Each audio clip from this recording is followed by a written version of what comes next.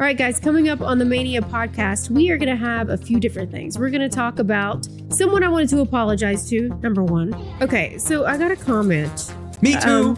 And you too. Sort of. Oh my gosh, you're obsessed with gangbangs. Well, whatever. Yours was weird. I think we're going to talk about some shows, two of our favorite shows. Quality time, watching TV shows. Quality time is whatever it is. You're not living your life. Listen, we've traveled a ton in our life. Yeah. I want to be home. And we're also going to talk about unsolicited advice. Don't do it. I don't need your random golf tip that's going to mess me up even worse, right? But for you, and that's not serious, but for you, if I'd like to give somebody advice, first of all, I ask their permission. And the Christmas tree jinx, of course, which we'll get into. Some part of my brain thought, it's the Christmas tree. Ugh. I'd lose and I'd be like, Christmas tree. Ugh.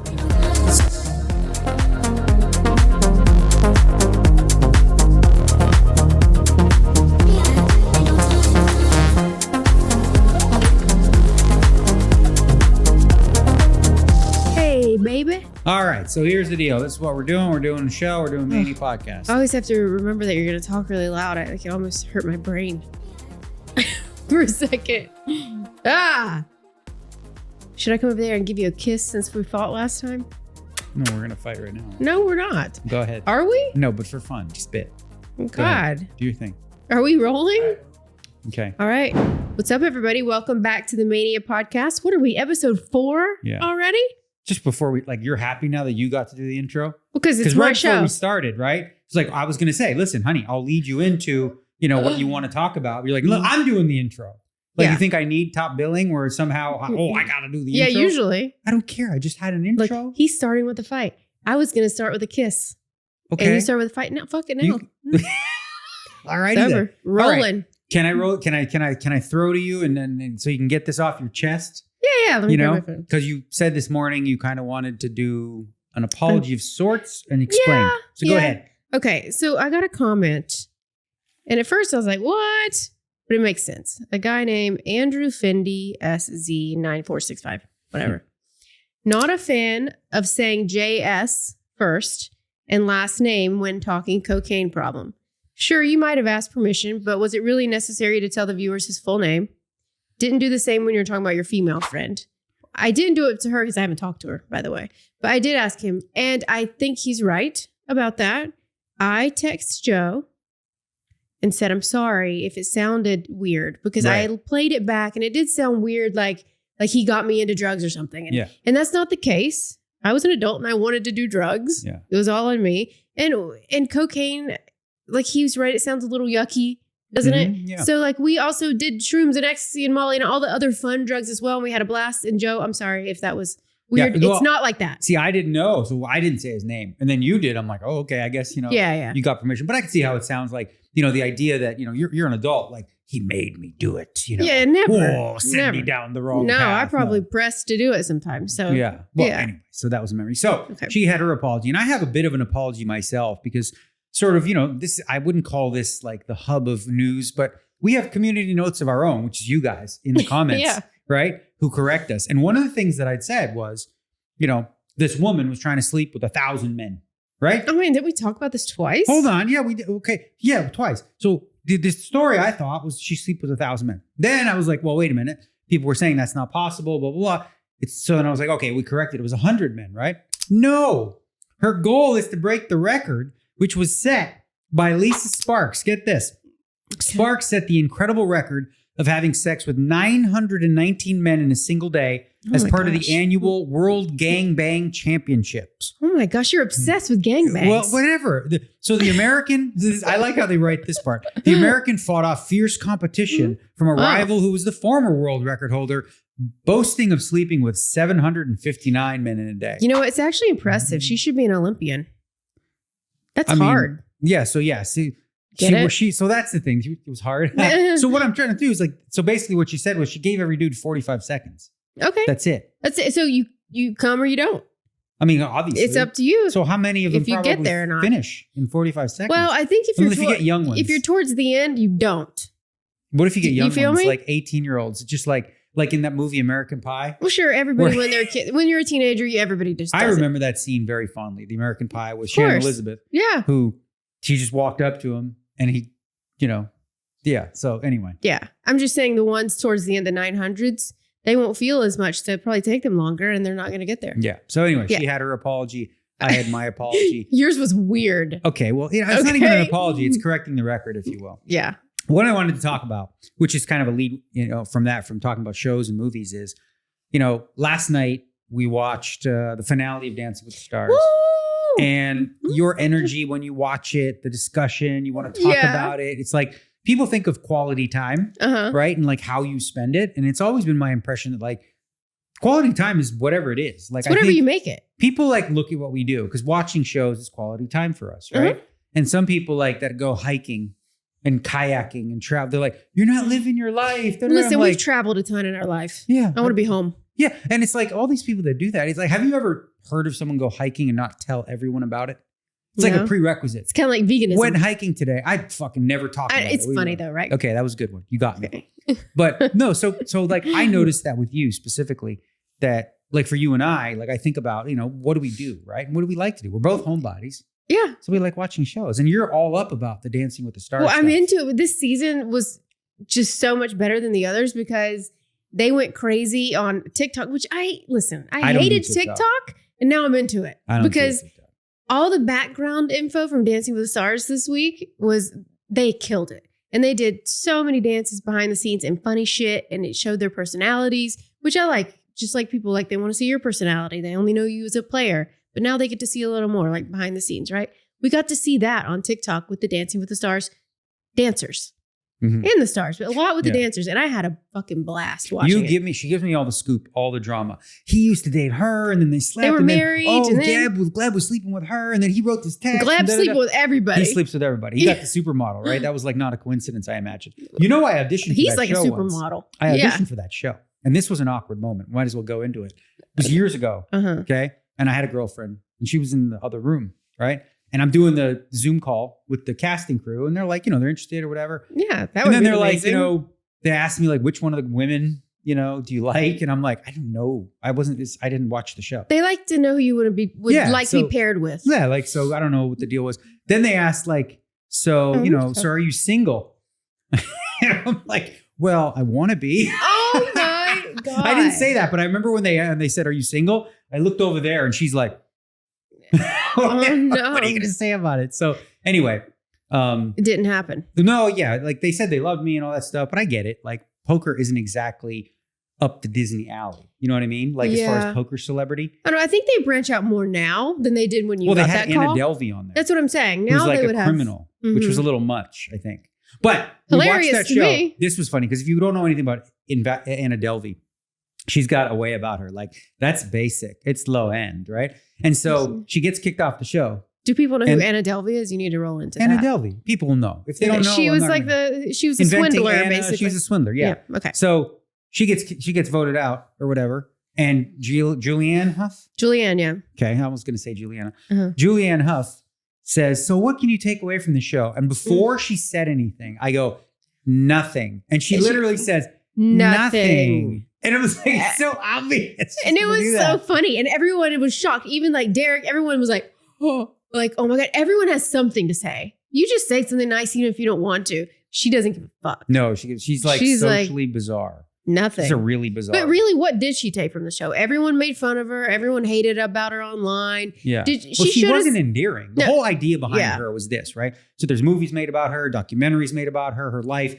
It's supposed to be like she's wearing an ankle bracelet, right? Yeah, she's still like dancing. Yeah, so it's like, it's supposed to be like, this is your redemption story. When someone wants a redemption story, they usually come from some humility and some like, hey, it was a rough time in my life. No. She was like, she owned authentic. It. She was who she is, which is, it's hard to call her authentic because she was completely fake and fabricated as a human being. But also authentic. It's weird. Yeah. Think about that. So she is herself. She won't pretend. She lived in a fantasy world where she made up everything. That's different. Yeah. But at the same time, her way of being was authentic. Yeah. Right? Like her personality when she's talking to you, she doesn't sugarcoat things. She just is who she is. But Ezra, her partner, loved her. Thought she got a tattoo that says nothing on his back. That's a little much. That reminds me. It's funny. Yeah. I had a woman years ago at the World Series. I'm going to put up that picture. That's way different. But whatever. I'm going to tell the story anyway. That's crazy. I still have this picture because it was something. This woman at the World Series of Poker comes up to me and says, would you sign my back in the tramp stamp area. Yeah. And I'm like, Sure. okay, whatever. Then she says, and I think she's joking, she's like, I'm going to get a tattoo of it. I said, laugh, right? Yeah. Come back the next day. It says Daniel Negreanu, Kid Poker, Rio 2010. Oh. And her husband was Husband? her husband says to me, he says, well, I tell you, now every time I'm tapping my wife, I got to see your name. That is so fucking bizarre. You know that, right? Yes. Okay. Yeah. So we should put up the Matt Rife comment. He had this, Matt Rife is a stand-up comedian and he does the great crowd work. And he had a really good one that reminded me of you. I sent it to you the other day. And he told the girl in the crowd, she's like, look, you signed my arm. You signed my arm last week. And you can sign anything you want. And he said, how about a restraining order? Yes, he's so fucking clever. So good. He's just too funny. Because that would be the next step. A restraining order. So So listen, part of what we do is we watch shows together. Like we have some shows she watches. Sometimes it's like, okay, I don't. He's not going to watch Grey's Anatomy. She doesn't. It's she's fine. not. Yeah, not. She's not. She watches clips when I send her America's Got Talent. Yeah, but here and there. for most part, we watch a lot of the same shows. You don't watch Survivor. I do. I love Peaky Blinders. Yeah, that was great. I love all of Drew. On that note, there's a couple new shows coming out, which I got you into Dexter. Yes, you did. You got me into that because I was like, she's a blood person. What do you think? Red blood, like the freaking logo's dripping with blood. Let me cut you. Huh? Yeah. You get a little trophy case. Yeah. So a couple trailers coming out we saw, which is exciting for us, right? Because they're doing the Dexter prequel. Yes. So what's the story behind that? So what they're doing is they're having, I forget his name, play younger Dexter. And he's more like the Dexter before he got the job at the police station, right? So he's still an adult, but he's like maybe 18 and then he goes, into his 20s, maybe? Yeah. And the original Dexter's doing the narration, right? Yes. The inner voice. All the inner voice is the original Dexter. Yeah, which we love that voice. If there's a poker player that looks like Dexter, it's Jonathan Little. Jonathan fucking I get Little. what you say. Oh my God. Jonathan If Little, he put a spray tan on. If he had a little, and he had to say, that is Dexter. Look, put a picture up of Dexter and Jonathan Little. And tan him. Tan him. Put a little dark on him. So what was I saying? Oh, this is what's so great. So, they always have like the cops or whatever, and they're having someone play Angel, who's the police officer, a younger Angel, a younger Deb, the sister, and McDreamy from Grey's Anatomy, Patrick Dempsey, is like the main cop of the show. So I'm excited about that. About that. I know too much about that show or whatever. But anyway. Yeah. So Dexter, that's something that's super up her alley. And then this other show, I watched the reality show. You didn't, but the original, the Squid Game.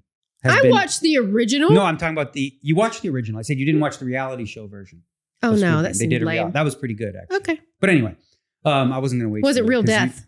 Sorry. Well, yeah. Well, okay, no real blood. Not into it. So that show, I love that show. I'll tell you what, Koreans just know how to do reality TV like nobody else. Like the thing that people don't realize, like the most popular poker show in the last decade is Game of Gold, which was done by GG Poker, which was basically a show where like they took a lot of that sort of Korean reality TV style vibe, and like from Squid Game, essentially. The first prize was $456,000. That's a lot. Player number 456, all that kind of stuff. So they're doing season 2.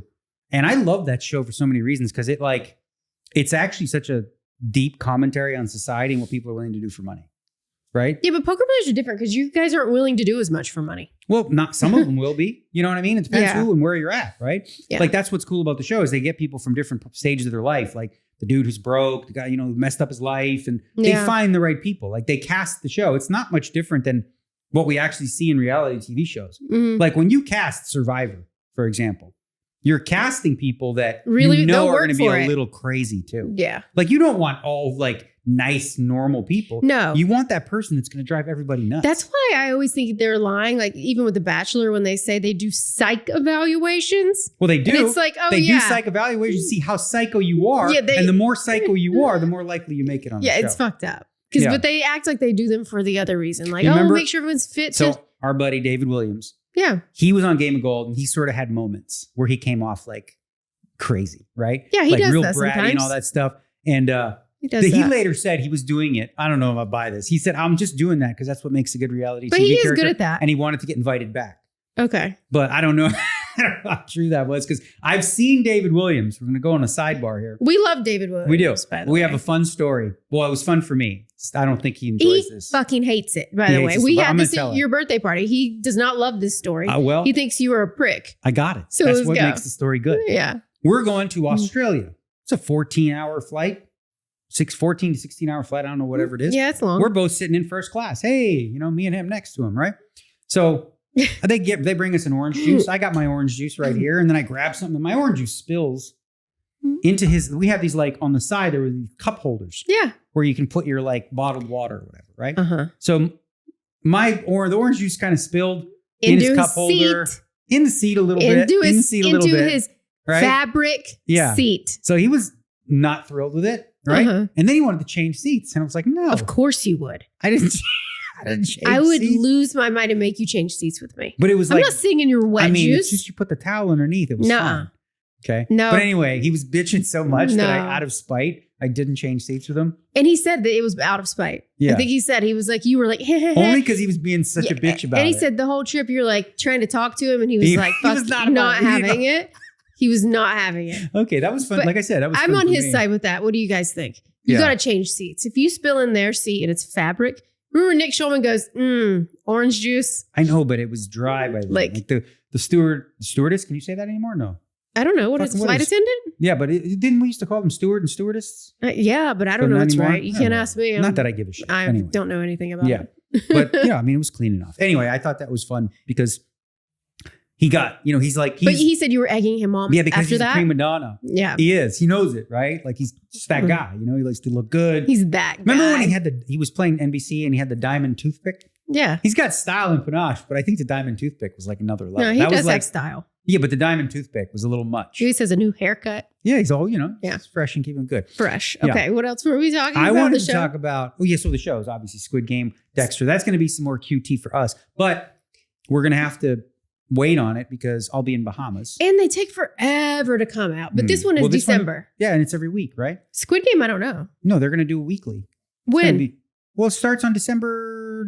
Oh. It starts now. So both these It's like shows the start in 13th and the December. 19th. Yeah, so we're going to have two cool shows to watch. We won't spoil for people because I don't want to do that. I'm not going to do that. But you know what show I miss? I wish they would do more of? Succession. That was. I think that was my favorite show got you into ever. that. I convinced you after a while because it was like you were like I told you the But premise. I already wanted to watch it because you said, "Ooh, the guy was dirty." I was like, "That's funny." Let's do that's that. when I got you. But it was like the concept of the show at first. This is what I do. I love If the I'm gonna- Culkin brothers. If I'm gonna recommend a show to you that I like, I have to make sure, right? So like Peaky Blinders, I waited a little bit because I'm like, I'm not sure that's up your alley. But once I realized, I'm like, okay, this is for you. And then the banter from Succession, that was so good. And I'm like, this is right. This is you. Dude, I have a range of shows. I can watch any sort of show. Yeah. Yeah. So those shows are gonna have to wait because I'm going to Bahamas and you are not coming. And we got to give an update there. Okay. I will be having surgery for the egg retrieval. So I can't come to Bahamas. Yeah. Sadly. So you messed up and your situation's late. Period's late. Yeah. Cramping. I know they love hearing this shit, but it should be today or tomorrow. I mean, I'm really feeling it. Do you want me to tell them that weird thing that I have? You think it's gross? What weird thing? That I know this is crazy, guys. That Google you it. can smell it? No, not like that. Listen, there's nothing going on with me. I have no period. Nothing's happening. But when it's close, I can smell blood inside my body. That's crazy, right? And what I mean by that is there's a metallic smell in my body, Okay. not coming out of me. I know that sounds crazy. Does a little bit. Maybe we'll look it up. We'll do some Do AI it. Google searches and see if it's You real. know how strong my nose is. Yeah. It's wild. You know what you should do for that? God. You should drink prune juice. No, that's actually the segue to what I wanted to get into. For what? So unsolicited advice, right? Don't want it. Okay, so I don't think anybody actually appreciates unsolicited advice. So it's like really important. And I was going to say, like for me, it's stuff that's not as relevant than it is for you. But like, if I'm going golfing, I'll be on the range and some guy will be like, you know what you need to do? You need your take. And I'm like, you hate that? I have a guy. Christian is my guy. Yeah. I listen to him. I don't need your random golf tip that's going to mess me up even worse, right? But for you, and that's not serious. But for you, I can't imagine how frustrating it is when, you share your bipolar diet and then you read or you see things pain. You know what you need to do? You need to drink some mushroom tea and it'll cure it. Or like stand in the sunlight. It's like, yeah, okay. It might make depression a little better to stand in the sunlight. It's good for you. But you are doing vitamin D, which is good. I have amazing vitamin D levels. Okay, so this morning, your aversion to sun is kind of absurd. Because it is. We have this gorgeous shower. It's got a beautiful little slit of sun that has the mountain view. You wake up, you soak it in, and she's like, what she wants to do is she wants to put a drape over it in the shower and then just use the fake light. Okay, listen, I don't like natural light in my face in the mornings. I actually fucking hate it. I don't know. I think a lot of people are like that. It's a thing. I swear it's a thing. Maybe people like you. I like the warm lighting. Like, you know what I mean? Like the yellowy warm lighting from a lamp, that kind of stuff. I don't like those bright lights. And it's a lot of people have that. I'm telling you. Okay. Well, like I said, the fact that you take vitamin D makes me happy because vitamin D is super important and you don't get any of the natural. Did you hear what she said on our phone call? She said your vitamin D is like fucking amazing. Because you've been doing good. You've been taking your vitamin D. Yeah. I'm just saying I don't love natural light in my face when I wake up. Right. I would rather have fake lighting.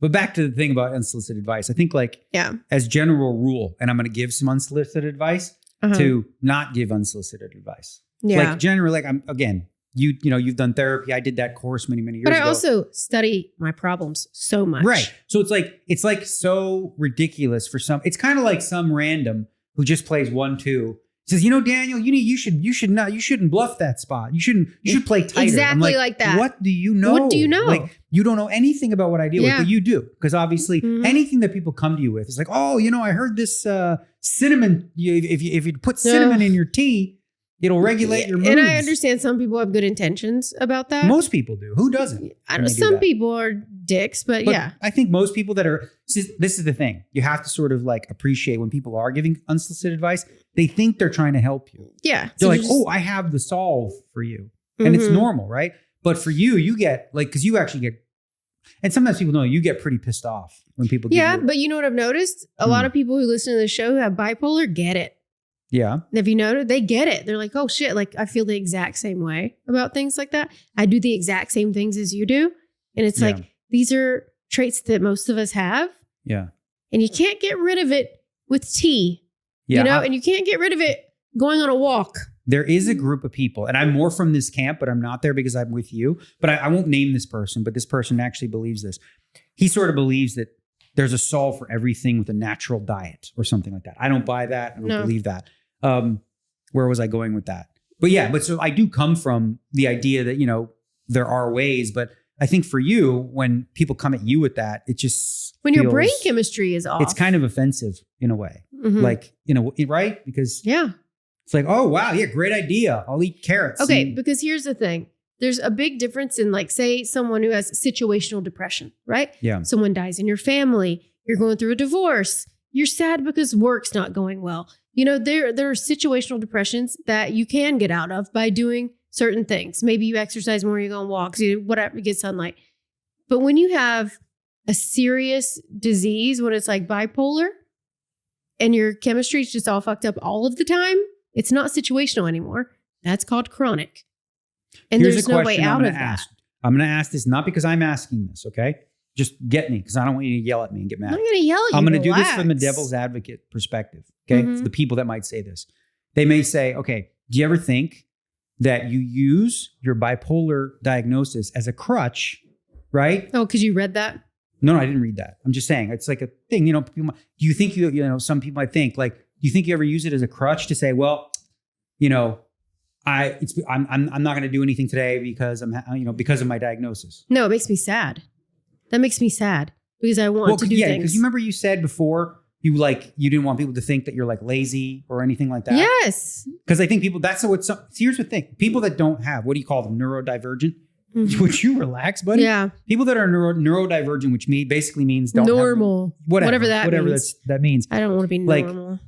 Yeah, they have this idea that, what was I saying about? What? About, that she just needs to suck it up. You know what I mean? She needs to just get up at 6 a.m, do some yard work, get out in the sun, get in the gym. Those are like boomer, pull up your bootstraps type people. They're still there, but there's people today too. Like you think about, so if you look at, say, Joe Rogan and his following or Huberman and all these people, that do these podcasts where they talk about like Huberman doesn't think that about bipolar disorder. No, I wasn't saying about bipolar. I'm just saying in general though about like ways to improve your life and his morning routines and all this sort of stuff. Like there is sort of a push for like a lot of people to say, you know what? It's not going to hurt you. Just get up and do it, man. It's not going to hurt you, but no. So why is it But different? you can't get up and do it is the point. That's what I was You gonna get to. cannot. Yeah. So when you're in a depression like that, I've told you this before, like moving is hard. Yeah. Showering is hard. It doesn't even feel good. None of it feels good. You can't get out of it. You can't get out of your head. Sometimes your thoughts are so slow that moving is difficult. And then you have the other spectrum where your thoughts are so fast, you can't stop moving. Like last night, I was up all night. Sun was up. I was wildly awake, going through a little bit of hypomania. I'd knock myself out. But no, I think that when you're that sad and sometimes my sadness, actually, I think this happens with a lot of people. My sadness turns to apathy. You know what that is? Yeah. Lack of feeling. Meaning I don't feel anything you anymore. don't give a shit. I just don't give a shit. Blah. Don't care. Nothing makes me happy. Nothing. So you just meh. Yeah, no, I get it. What I think, like I said, I think a lot of people that come from that sort of whatever you want to call it, championship mentality, where you just the bootstrap idea, that like they would probably think that, and that's where I kind of want to, like, I push back on people or anyone who thinks that, because I know the reality of it. Like, I know what you say when you feel immobilized. In addition to what you got going on with the bipolar is, your physical issue with the endometriosis, and sometimes it's painful. When you combine those things, like sometimes you just can't do nothing. Well, a lot of women get that too with the endo. A lot of women have it. Like 1 in 5 women, I think. Now. I think one of the coolest things, or one of the reasons that I know that I love you for the first time of like ever like really being in love, is that my go-to, generally speaking, with people. What do I do in poker? I'm constantly judging people. That's what poker is. I'm looking at you saying, what are you capable of? What is your brain? How do you work? How do you tick? Right? I've been doing that my whole life. Right? So judgment is a big part of how I view everything. You said you've had to work on that with people. Right. So that's like how I view it. But with you, this is why I know I love you. It's because there were things that, in my past, I would have judged harshly about, the ways in which you live, but I don't at all. Right? Because I fully accept who you are, who you be, if you will. And I don't think of potential. I think that's one of the biggest mistakes people make when they get into relationships is like, well, if he does this, and this, he could be a good match, right? If he's not a good match now, he's not gonna be a good match. Yeah. Right? Like you can't get with somebody because of what you think their potential is, right? Yeah, but I have lots of potential, so. No, you do. But the point is like, I love you as you are. I don't need you to change to fix it. Like, I think a lot of people... I think in the beginning, maybe you were a little more like that because you didn't understand it as much. But like, I want to say, have I ever asked you to change anything about yourself? Let's be real. I don't nag you about things. 1240. Oh, that's funny. That's just funny. But I've never asked you to change you. Right. You get that I'm a poker player. You get my way of being. No, your way of being. I don't love that you're a little OCD about everything in the house and shit like that, right? Yeah. But I'm not asking you to be anyone else. Yeah. I don't come downstairs bothering you about shit. Yeah. I just don't, because I accept you for you. And if I didn't, I shouldn't have married you. Yeah. And I've always thought that about people. You have to. You think like, because like, I see a lot of people that are I've been in relationships, and I've seen other people. And it's like, when they're both unhappy about things, about who the person is now. Oh, what are you going to do? Like, if she started doing this, or if they do, you're done. Yeah. Like, I feel like a lot of people stay stagnant in relationships because of this false idea that they could love you if you were better at this, that. Yeah. And if you don't love the person as they are now, it's just never going to be right. I was listening to, this actually goes with, I don't know if you know the Gottman theory. It's a couple. They are like the most famous couple psychologists in the world. They have a PhD, they're doctors, both of them, and they're married couple. And they say some people mistake that you need to have all the same interests when you're married. And they said it's quite the opposite, actually. You know how they say opposites attract? Yeah. They were like, people say that, but it is a real thing. And I think sometimes with us, it's like we have different interests with things. Like maybe you like chess or whatever. I love psychology. Yeah. My degree is almost done, guys. December 12th. Yeah. I like different things than you, and that's okay. I think it's important actually to have interests that are different, but I also think at the same time, like you said, opposites attract, but we have to find some common things. Common ground, yeah. And like, even if they're not necessarily up my alley, I still try. So for example, I'm all in on the Bachelor Nation stuff. I'm watching the Dancing with the Stars. I'm watching the Kardashians, and I do enjoy it. But these aren't You things. do like it. Yes, Come but these on. are not things that I would do if I wasn't with you. Yeah. They're partly, so that's why I was going back to the quality time. They're partly an opportunity for us to connect Yeah. because we get to watch the stuff and experience and share. And listen, there's some things that you try to do too. Like obviously I've always sort of had an interest in, political stuff. I listen. Yeah, and you listen. Oh, and I actually chime in a lot. Yeah, and I you just have don't. your- I'm not going to do that here, but I do that That's with not you. something like, you're not going to sit down and like get excited to watch I Bill actually have Maher a lot or of something. opinions on it. Of course. But it's not something like in your free time, you're going to watch something like, Dancing with the Stars rather than like Bill Maher on Friday night. Not lately.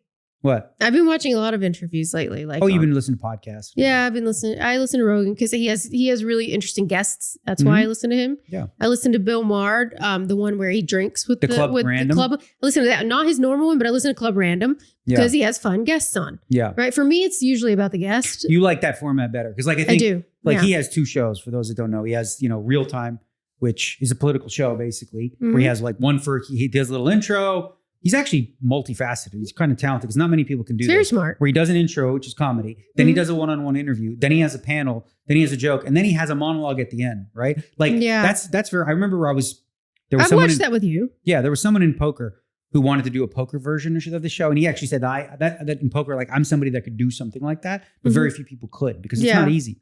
So he has that show. You should go on that show. That would be cool. I would absolutely go on that show. So he has that show, but then he also has, like you said, the laid back. Like this. Yeah. It's just like this. He drinks and he smokes pot. He says it's one time a week to do that. Mhm. And that's kind of inspired. That's, I think, slightly the inspiration for us to want to do this, I think. Yeah. It's 'cause just you having see- a conversation. Yeah. It That's goes what it wherever is. it goes. Like, really, what do we have? We talk about what we're going to talk about on the show. I have a little whiteboard over there with like 4 things on it. And we just go with it. Yeah. And we just go. Yeah. And sometimes we get off track, but that's okay because that's what this is. But I think with Bill Maher, I do like that setting. And it did give me some ideas for this. Just how he has conversations with people. Yeah. And it's so chill. And I like that you can have a drink or whatever. We could do that if we wanted. Yeah. If I drink, I don't. But you could. But when you're talking about interests as well, it's like you come home and you tell me poker hands and I listen and I try to understand them. Even when it's games I don't know, tell me you're like talking stud or whatever it is. And you explain it like step by step. And I actually listen. And you say like, why do you think I did that? And I take it a pretty good guess. And a lot of times I'm right. Yeah. So maybe like 5% of the time, you're like, I can't do this right now. Because you got maybe if I'm in pain or something. Yeah. You're like, not right now. Yeah. I don't have to. But other than that, but I'll ask you first. Like, can I tell you about a hand? And I usually say yes. Mm. The only thing I'm not super interested in, because I just have never played, is chess. And I downloaded the chess app once to try. Yeah. But then I forgot about it. So maybe I should try again. Chess for kids. You can start there. I didn't. I just did the app that you have. Chess.com, I think. Yeah, I'm not getting any better at the game, but I do love. So like part of what I wouldn't say worry about, but one thing that I think about is like everything in my life revolves around my mind, poker, games. Yeah. But I think like in everything that I've read, and the doctor even says so, when you look at Doyle Brunson, it's up till good. He was 89. There's no question that, one of the fears you have is dementia or like losing your mind. Yeah. But playing games is really, really valuable and worthwhile. Mm-hmm. Like whatever games, like even video games. I get addicted to games. Yeah. Same. Speaking of, Elon Musk is #1 in the world at Diablo. Like think about how crazy that is. But I what I think about, like how busy is this guy? He runs like 17 companies. He says he sleeps like 3 hours a night. And then he's also got time to do that. But I think that's his time. That's like what I think people It's like his playtime. That's meditation. Yeah. Is what it is. Because what is meditation, right? Meditation is I do it every night. Meditation is keeping out outside thoughts and focusing on one thing, right? Kind of like if I play poker and I'm zoned in, it's like a meditative state. When you're playing a video game like that, you're just dialed into that. He's just checking out from his other stuff. Well, that's what it is, that's though, right? What but he's doing. In a sense, you're like, I think when I first was introduced to meditation, it was so weird and goofy to me. Like, what do you do? I was like, how do you do it? It is very hard for me to do it, like in a room, like sitting, like the Indian style, and just like, I get very sidetracked. And I know that they say that that's okay, but it's boring for me, like on another level. I would be, because we talk about judgment, right? Mm-hmm. And how I'm critical and like judgmental.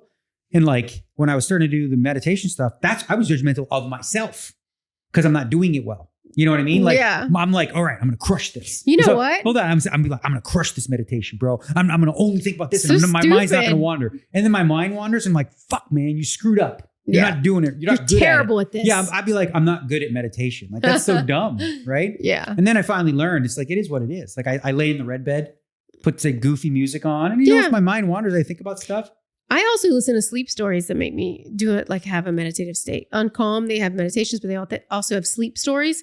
Some of them are kid-like, but I love it. I love it. It really helps me. But what I was going to say about games is I get into games too, and I get very competitive about it. Yeah. We both do. Yeah. Remember when we got that stupid game upstairs and we were playing that hamburger game? Oh, Hamburger Time? Hamburger Time? But like, I know, I haven't tried in a while, but now I'm going to. You never came close. Hey, guess who? You weren't even in my top 20 scores. You couldn't sniff it. At the end. Because you wouldn't listen to me. I don't care. Listen, at the end of the World Series of Poker vlog, who won the game?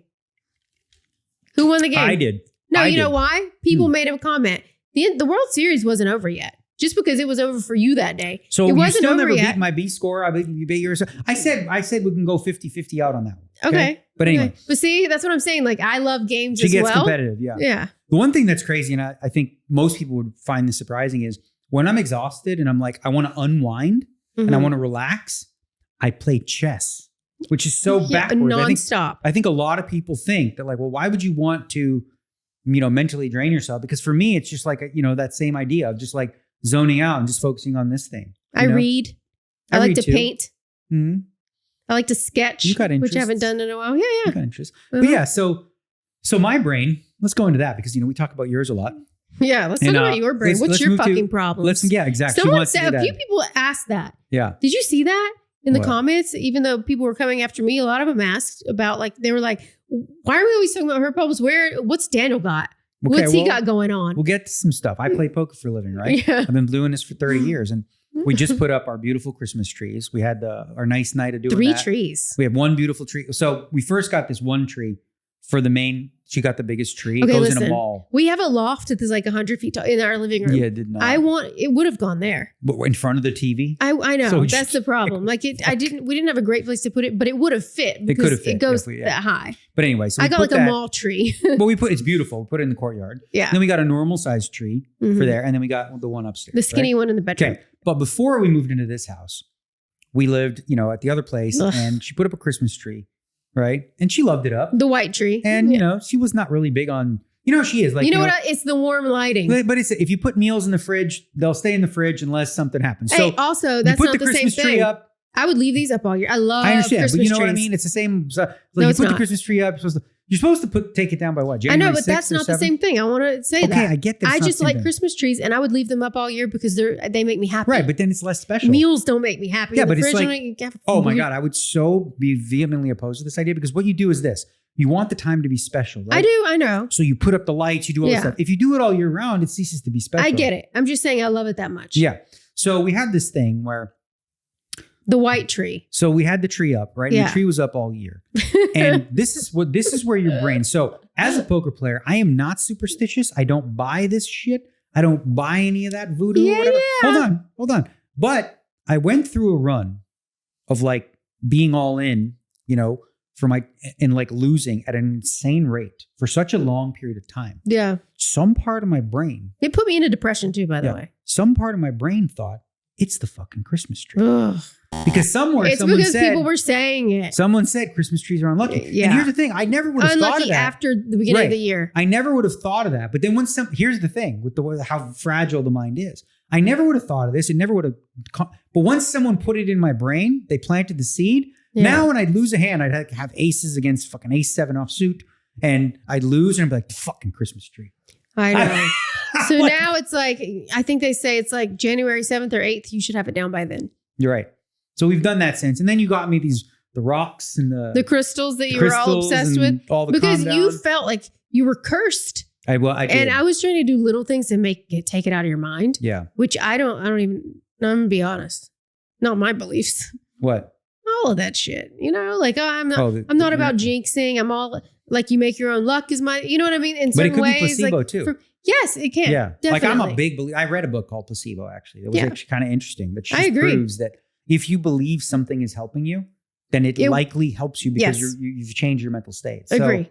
So yeah, I have my own stuff with that, but like the Christmas tree jinx was so annoying. What's crazy though, on a conscious level, I know it's ridiculously stupid. Yeah. But I couldn't stop the thoughts from happening. Yeah. And then there would be thoughts. There was a whole period of time, and people are going to call me crazy. Patty finally took it down, by the way. People are going to actually call me crazy for this, and I don't care. But if I could share with you, like join the club. when I'm all in, okay, and the board comes up, I mean, like I feel in my stomach at a ridiculous clip when I'm going to lose. And listen, thing, you know, I don't know. I don't know about the universe and how it all works. I don't and what either. We're connected to. Yeah. Nobody does. And if you pretend you do, you do. You know, you know what? I get annoyed by those You're people that are liars, very you like think. math, sciencey. You can't prove it. I'm like, yeah, but you can't disprove it either. I am very math science based. Right. But at the same time, this is something that like, who the hell knows, right? We could be in a sim, you know, right now. Sure. We could have people playing a video game. So the question is like, because I genuinely feel like if I would have like avoided, you know, and I'm never going to do this. I'm never going to consciously go, well, I'm going to fold aces because I feel like I'm going to lose. I'll never let myself do that. Yeah. But it's uncanny, especially when I went through the rough patch. Because I'll tell you what, I'm not laughing at that. Since I've been out of the rough patch or whatever, I feel a lot more. But I think a lot of it too is just how bad it was for me. You know, and it can have an effect on your brain. So like, and I just watched this thing on 60 Minutes talking about the brain. I don't know if you've watched the story, but I sent it to you. It's about these like tech companies that are paying these Kenyans like less than $2 a day. Yeah, I got mad. Remember? Yeah, they pay them less than $2 a day, just totally exploit them to sort of do all these AI tasks for them. So for example, you know, teach the AI what a sheep is, what a this is. And so they have to do that. But in addition to that, they were subjected to images of like murder, like sad child porn, like all this sort of stuff. And they all shared that like we all have PTSD from this. Right. Yeah. It's like our brain. See, so we are not the same from having done this. Right. Which is like wild to think about. Like you have your, you know, diagnosis of your stuff. Right. But like conditions for everybody, like stuff can happen that imprints in your brain that really fucks you up. I'm going to tell you that there's a difference though. Just psychology, like PTSD is stronger than TD, traumatic disorder. A lot of us have TD, traumatic disorder, from a million things in our life, little tiny things, whatever. PTSD is clearly a bigger thing. I was just listening to someone else about that. The psychologist from the Johnny Depp trial said a lot of people confuse that, but we all have some sort of traumatic disorder from our life. Yeah, I think the word trauma as a whole, I think it's sort of got bastardized in a lot of ways. Because when I think of trauma, like real, I think of somebody who was at war, who had to see their friends' limbs being, you know, but like actual real trauma. Yeah. But the definition of trauma, like what is a traumatic experience? Oh, it can be anything. But what I'm saying is like, I think we went too far with what we qualified as trauma. Like, so for example, 16-year-old girl, you know, the guy she wants to go to the prom with, he doesn't ask her. So she feels traumatized by it. That's why I was splitting it up. Right. But then people use the word trauma in such a way that kind of makes it ridiculous. Like she doesn't need a safe space because the boy, you know, it's like, that's just life. To be diagnosed with PTSD, you have to have like 5 things off the list. And most people don't have those things. But to just traumatic disorder, most people do. I don't call it a disorder though. It's just life. Yeah. You know what I mean? I think like, life. But I think that's one of the things you got to be careful of too with all this stuff is like, people today, so many people like self-diagnose what they are. Yeah, I don't like self-diagnosing. I'm this, I'm that, I have this. I don't love that. You don't have shit, okay? Like, listen, and you might have that. You might have that. I don't think that you should just say you have that without getting a diagnosis. Because, you know, I'm not into that. I'm all about like psychology, psychiatry. I could take that down a rabbit hole that I'm not going to. We're going to move on to something. You're going to go against my degree here? No. I was actually going to play into something that, you know, is one of the topics that you and I probably disagree about. Well, probably just the conversations usually go to a negative place, and I don't want the bad therapy stuff. No. Well, no. But anyway, we're gonna leave that topic. Don't like that lady. Which one? Never having her. Abigail, whatever. Yeah. Anyway, so just in general, you know, we were sort of talking about how the mind plays tricks on you, and look, now you're off track. Well, because you're dying. Well, because I didn't want to talk about that thing because all right. So here's the thing. Like you said, right? I'll say it this way. There's bad therapists. You never go to a therapist, right? And say, hey, listen, I have this. That's not how it works, right? No. You go to a therapist. Well, you tell them your symptoms. But you don't tell them your diagnosis. No, right? no. But hold on. There is an area where that actually is what happens. And the doctors are pressed to say, okay, if that's your diagnosis, I have to accept it. You can also go to a doctor and say, I have this, and they do the same thing. So there are doctors, there are bad doctors, bad therapists. The whole point is okay, when you're going to say you have some sort of issues with something's off with you, right? You go to somebody to get diagnosed. Yeah. Right? What do you think this is? Rather than you go there and say, hey, by the way, this is what I have. This is my diagnosis. It's like, no. I'm the therapist. I'm supposed to be the one that makes these decisions. Or the good ones won't do that. The good ones will say, well, do you have a diagnosis and where is that from? They would look at your records, right? Okay, but they won't accept. But okay, so I'm going to use it because I don't want to go down this path, but I'm just saying. So like if you go and you say, you say, I have gender dysphoria. No, I knew this was coming. I know. But I'm just saying, if you say it, right? Completely different thing, but yeah. What I'm saying is like, that's a diagnosis that you're making. Well, that's like a sensitive subject with people now. But of course. That's why I said I'm not going to go down that path. Yeah. But anyway, yeah. What else? I mean, geez, I'm just saying there are bad therapists. There are bad doctors. There are bad electricians. There are bad in every group of people. There are bad ones. Don't you agree? Yeah. Bad poker players. And they're bad ones. Yeah. Like back to sort of the unsolicited advice tangent too. It's like, I think even as a friend, like everyone's had friends like this that you talk about your problems with them or whatever. And then they constantly give you advice. I told you this the other night. What? For couples, the worst thing you could do, the Gottmans, you guys can look them up. What they said is the worst thing you can do is tell your friends, vent to your friends all the time, all the things that are bothering you about your person. Because that's always going to be in your head all the time now, the negative stuff. And they usually, because they're your friends, they agree with you and they egg you on about it because they want to be on your side, right? Even if you're wrong, they do that for you. They said the worst thing you can do, family members too, and friends, to put them in your relationship. The best thing to do is sit down, communicate, and talk to each other and figure it out. Because if you do that all the time instead of talking to each other, all the resentment comes out in things around the house. It's funny, I just watched a video today. It was on Instagram. It was on, I think it was Huberman, had a guest on who talked about venting, right? So, I sort of mentioned my practice of venting internally when, I'm trying to focus myself. But he actually said the studies show that when people vent to their friend or whatever. That's called rumination is what you're talking about. People always think, people are going to feel better. He's actually, no. What happens is they both feel worse. They both feel down. Now, it is important to get things off your chest, of course, like that. But when it comes to like the venting, you make the person feel upset and angry. And then you also, you're experiencing And they also talked about rumination. I think though, when you ruminate on your thoughts too much, it's bad. But listen, when I have to fill out forms for bipolar, sometimes I have to track my symptoms. Rumination is a symptom. That's a bad symptom. So good therapists will tell you, you can't ruminate, right? I have to put on a list 1 through 10. Are you feeling this? Yeah. And rumination is one of them. So when people say like, oh, therapists let you ruminate on things, not good ones. No. But I guess what the point I was trying to get to with this advice thing is like, I think one of the worst things as a friend you can do is ever, especially with people's relationship, is give unsolicited advice. It's bad. Like I actually do this, and I learned this when I did, the course many years ago. If I'd like to give somebody advice, first of all, I ask their permission. I say, can I, what if they say, nah? Can I, if I say, then you don't. Because here's the thing. If I say to you, if I just say, Amanda, you should do this, what happens? First instinct for you is, fuck you. I'm going to do what I want to do. I'm not going to do any of that. I don't want to do that, right? Yeah. So why are you bothering me? Leave me alone, right? So that doesn't work. That's how a conversation goes. That leads to a fight. If I approach you like this, and if you approach from a perspective like, do I have your permission to ask you about sort of your childhood? Yeah. Is that something you want? And then you can say, no, I don't feel like it right now. And be like, okay, then you leave it. But if you say yes, then I actually ask a follow-up. I said, are you sure? Yeah. Because I want you to be on board.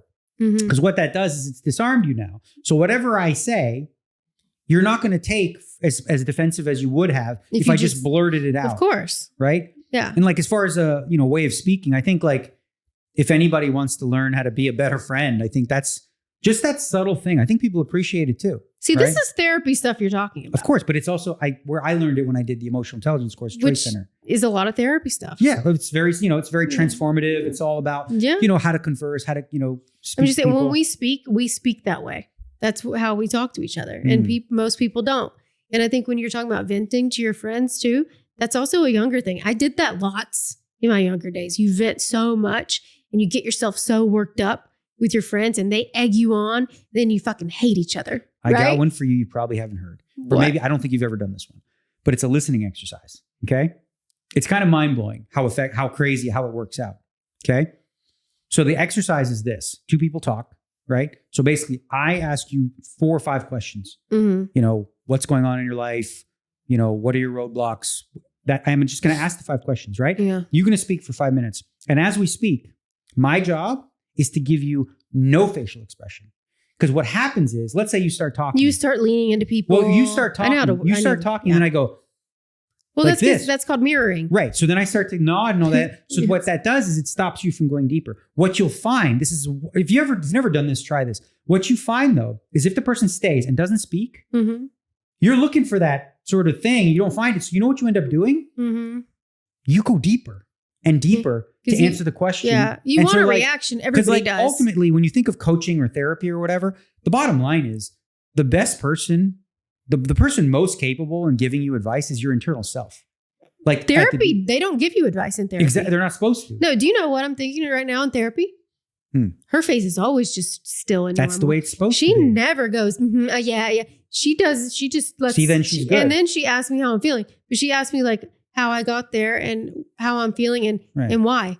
She doesn't tell me like what if to you're do. telling me something, right? You're talking about your child and I'm going, oh yeah, like I'm totally. Then you're going to be like, you're validating. Then you're going to say, I get it, right? Yeah. But if I just sit there like this, then you think like, well, so then you keep going.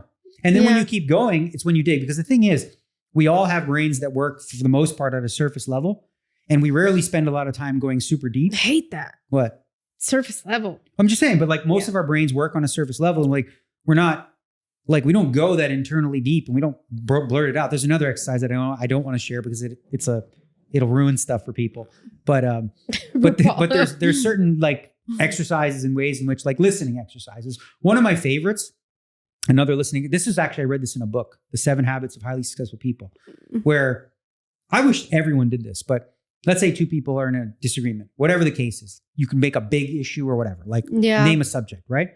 So the way that it works is you make your point, right?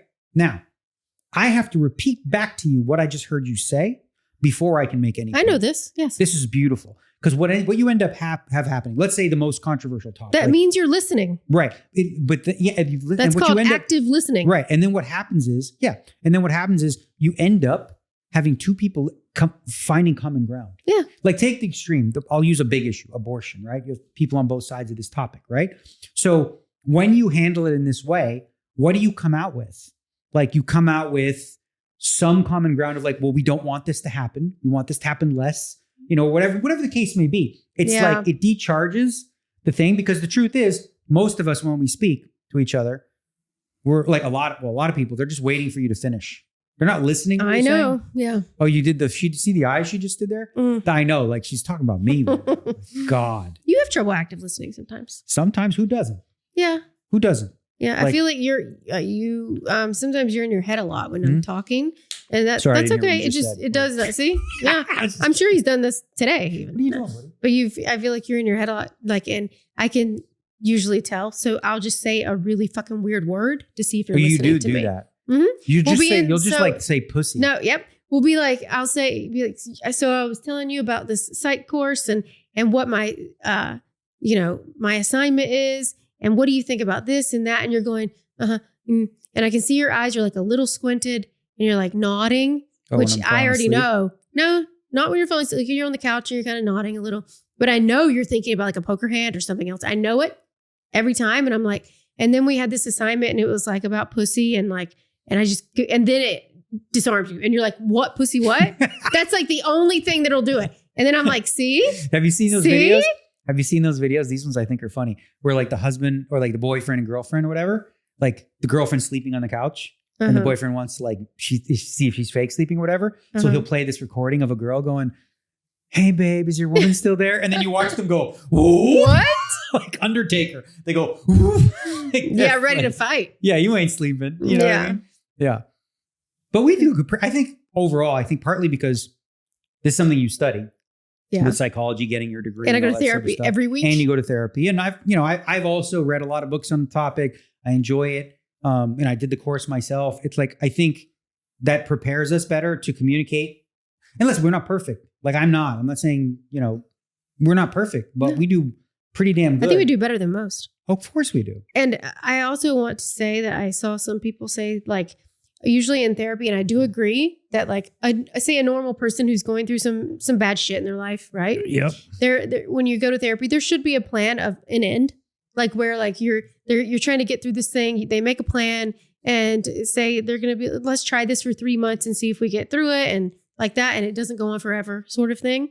But when you have something chronic that you're dealing with, right, like bipolar or whatever, then you kind of have to go to stay on track. Yeah, I think you make a really good point. You do. Because I think a lot of people, I'm a full firm believer therapy is good for people, all that kind of stuff. However, like you said, you don't want it to ever become kind of like a racket or something that you're getting milked. You know what I mean? Like you've been going to therapy about an issue for 3 years that is like, you're getting, nothing new. It's just not a good, it's just not a good therapist that would do that. Just keep you? That would just keep you if like, especially if you've worked through it. Like, what are they keeping you for? But I think when it's chronic illnesses, it's different. Right. But when people go to therapy, they're usually going for some divorce or whatever, right? Or whatever. Yeah. So then what do you think? So basically you're saying like they should just do it for a period of time and commit to that kind of thing. Yeah. And if you're not done, then sure, then you keep going. But like usually there's some sort of ending. Like couples therapy. Because they help you. I think specifically, if we just talk about one type of therapy, couples therapy itself, like that should have a time limit on it. Like you said, let's do that. Like you said, like I was agreeing with you. I'm saying like, let's do this for 6 months, 3 months, whatever. But like, if you're 3 years in and you go to a therapist every week, you should probably get divorced. Yeah, you should. I mean, yeah. if it's not going anywhere is the point, or switch. Or therapist. you end up leaving therapy and you just fight more. Yeah. Well, honestly, sometimes I will say, sometimes you leave therapy exhausted. I did couples therapy before, and not with me. No. And when we'd leave, then she'd bring up a bunch of shit. I'm like, why didn't you bring this up while he was there? That's why you take notes. What? You should take notes. But she would wait till after to bring this stuff up and stuff. I'm like, well, why didn't you ask? I think I'm being devil's advocate here. I think that she was probably thinking into what you guys talked about. And then somewhat. And then was like, oh shit, let's talk about that. But I found that more often than not, it just like. Well, you were just annoyed. There's no question. You were just an annoyed person at that time. Yeah, but it definitely like I said, parts of it I really enjoyed because like part of therapy is about learning about yourself, and I love myself. He loves talking about himself. Oh God, never mind. Can't make jokes anymore. Jesus Christ. No, we're just serious therapy talk now. Jeez. Yeah, no jokes allowed. No, tough crowd. You get annoyed with like text sometimes because. You read so much into what a text is, like, because you're a woman. This is a thing. Yeah, but can we agree that you can be a little passive aggressive? Sure. Thank you. Like, if I say something in a text, if I just write back, okay, you get mad. If you put a period on the end, we don't do periods. We know about that. Like, if I see her put okay with a period or fine with a period, we got problems. Then there's something. Just K. Period. If you put a K, you go the other day. You go, why'd you put a period on that? Yeah, because I know that. No, it's like I didn't even mean to. I didn't. Yeah. Oh, like I wouldn't say it. Yeah, but you do like you'll say something in a message, and I'm literally cooking and feeding the dogs and doing 7 things, and then you'll like respond like, and I'll say something back, and you'll be like, you didn't even laugh at my joke. You never laugh at my jokes anymore. It feels like on Twitter. I'm always making jokes, cracking jokes around the house. I do. I am. Like if I'm coming downstairs, even if I'm in a shitty mood or I'm in pain, I try to make jokes because that's who I am. Here's sometimes what I hear in your jokes. They're not just jokes. They're subtle digs. Like sex jokes and stuff? No, just subtle digs. Little subtle digs. Like everybody does that to each other. Right, I know. And I don't mind that. If you don't make light of things, what do you do? Yeah, can fight all the time? Right. No. But it's not like you're telling a joke that Anthony Jeselnik and you're going to give. You're usually. I'm a jokey kind of person though. Yeah. I am. True. Yeah. I'm saying, but like sometimes you tell a joke. Like, what if I don't think it's like, what if you say something? I'm like, no, I think they just go over your head. There you go. Okay. You can live in that world where you believe your humor is so above and beyond what I could fathom or understand. You're like, sorry, no, it's because you're doing something else and you're not really listening to when I'm doing something like that. That's why I do the words. Like the thing, just with what we talked about this whole episode is we have different interests sometimes, right? So some of the things that might be really funny to Jokes? you. Yeah, some things that might be really funny. Like I'm sure I could find you stuff that I think is funny. You'd be like, there's nothing funny about that. You don't crack a lot of jokes Like around here. Sport, what? You don't crack a lot of jokes around here. We zing on each other sometimes, but it's not like I share joke jokes, central. like from over real here. comedian. I'm not a comedian. No. You see how she did that?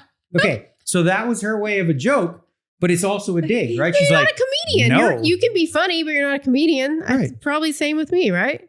yeah, I No. like making funny videos and stuff at least. you did overnight. Yeah, I was so awake. I had to. Yeah, that's the thing. Like you were just doing random videos till the sun came up Voiceover is Theo. for yourself. For myself. Yeah, it's you. I sent it to send you them for to fun. me. You do. I wanted you to I'll do tell it. you one person you did really fucking good. Kamala Harris. Oh my Yeah. God. Yeah. You did the coconut tree thing. You had that little audio. It's so fucking good. We 'cause you- could play the audio. You get the raspy voice Yeah. in there. Should we play it? You. Is it too bad to play?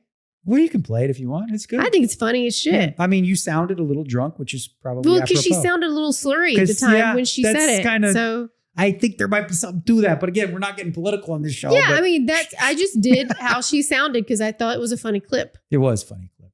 Yeah. Yeah. So we got Bahamas coming up. We got shows coming up. Got fertility coming up. Got fertility. Big month ahead. I gotta make some fucking money. We got big tournaments. I got a 500. So here's what happened. I'm playing this $500,000 buy-in tournament. Oh my God. But Can the you format imagine? is I'd die. the format is you got to have a businessman invite you. You can't play otherwise. And I had somebody lined up. And they fell through. They're not going to play it. So what if you can't even play? You don't have a businessman? It's me. I'll cancel the event. Oh, shut up. I was like, why don't you find like a really big celebrity? How fun would that be? Like to play with somebody who Well, loves yeah. poker? How many celebrities are just going to have fucking $500K to torch in a tournament? Like Why would they do that? Like Leonardo DiCaprio or Matt Damon or somebody? Well, they those guys make plenty of money in private games and doing their No, own but they thing. might just have fun. Yeah, maybe, but they're not Because gonna blow. maybe like sometimes you don't realize maybe they'd like to play with you.